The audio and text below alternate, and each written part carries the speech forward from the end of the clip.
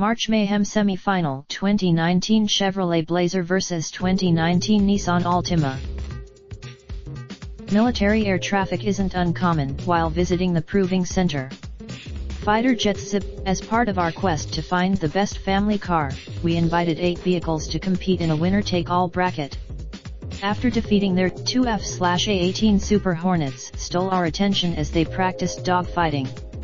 Each Hornet dance. Research the on MSN Autos.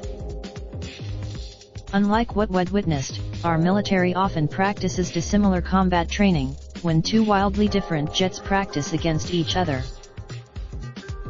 What's this have to do with the Blazer and Altima? Simple when buying. Clearly, the biggest difference between the Altima and Blazer is their design philosophies.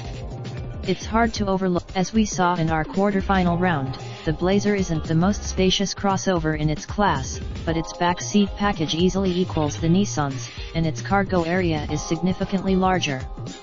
For hockey bag, you used to be able to rely on sedans out driving crossovers and SUVs, but after driving the Nissan back-to-back with the Chevy, we might be witnessing a changing of that guard. Sure, both. Related video 7 reasons why the 2019 Nissan Altima is bringing tech to the table provided by Motor Trend. Maybe that's meaningless to most buyers, but those same dynamic qualities that make the Blazer such a performer on the winding track also make it better in emergency lane change scenarios. In simulated instrumented testing reveals the Altima to be slightly quicker than the Blazer, but there's no denying the seat of the pants superiority of the Blazer.